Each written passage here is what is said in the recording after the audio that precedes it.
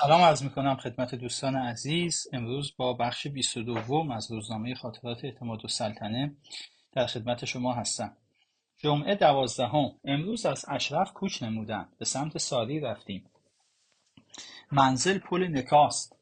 5 فرسخ راه بود. از دیشب الی 4 از دسته گذشته باران میبارید. خیلی وحشت داشتیم مبادا ممتد شود و مثل بارانهای مازندران طول بکشد. آن وقت با حالت ناخوشی چه میکردیم؟ از بخت بلند شاه باران ایستاد و هوا صاف شد.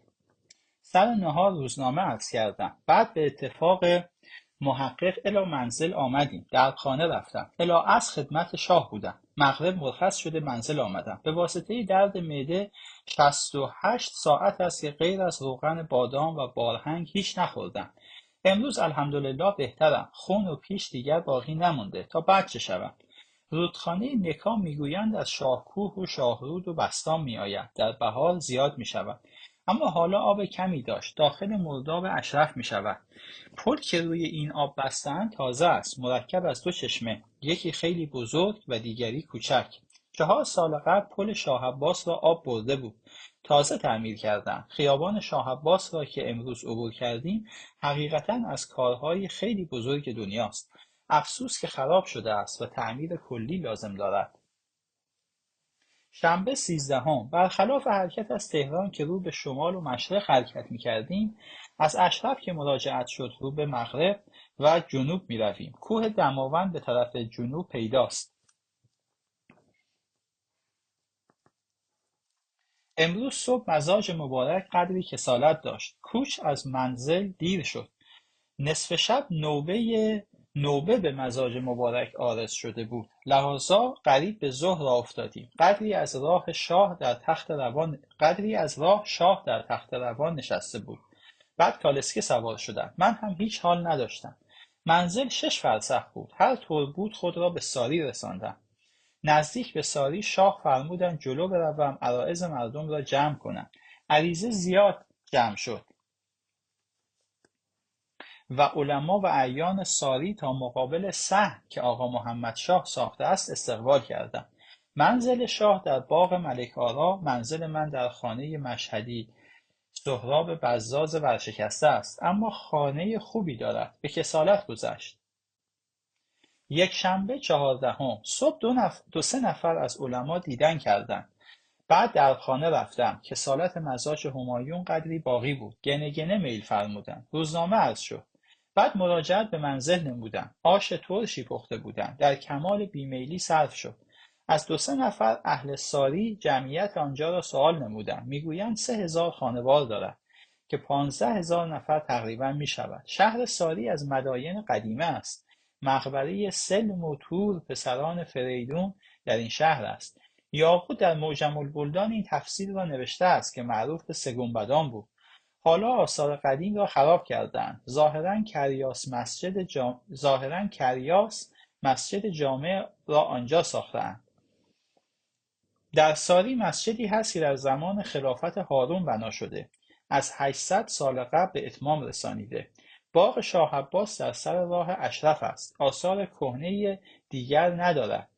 عمارت بیرون و اندرون ملکه آرا بسیار خوب است. برج بلندی دارد که پنجره‌های آهن در او نصب است. از قرار تقریر نصرالله میرزا پسر ملکه آرا ظاهراً خزانه ملکه آرا آنجا بود. سردر آلاقاپوی خیلی خوبی دارد و دیوانخانه آقا محمد شاه آنجا واقع شده. دوشنبه 15. میرزا حسین پدرسوخته را که به جهت ابتیاع بعضی اشیاء عاشوراده فرستادم آمد. آنچه من گفتم نگرفته است.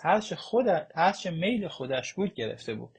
خیلی متغیر شدم. قریب 50 تومان اسبابهای غریب و عجیب، من جمله ران گراز، پی سگماهی گندیده، سیب زمینی 50 من. خلاصه تقدیری نیست. باید پول داد و هیچ نگفت. امروز بعضی اسباب از قبیل کتان و غیره خریدم. استاد حسن از تهران آمد. کاغذ از اهل خانه و غیره داشت. ظاهرا اعتضادالملک که از سمنان آمده بود پول زیادی داده. دوباره خود او مأمور است. نهار را در خانه خوردم. 4 به غروب مانده منزل آمدم.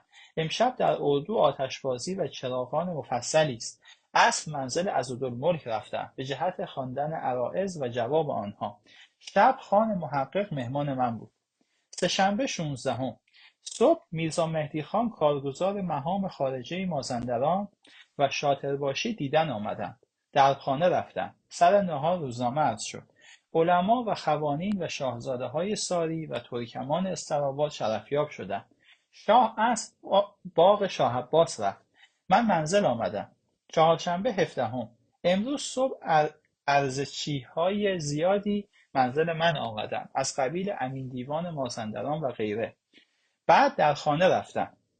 در سر نهار عریضه ها عرض شد و به صحه مبارک رساندم و مقرر شد خانه آمده عرایض را به صاحبان عرایض بدهم. اطاعت شد. منزل آمدم. تا عصر به بطالت گذراندم. باران از اول صبح تا به حال به شدت میبارد. پنجشنبه 18 امروز صبح کوچ است.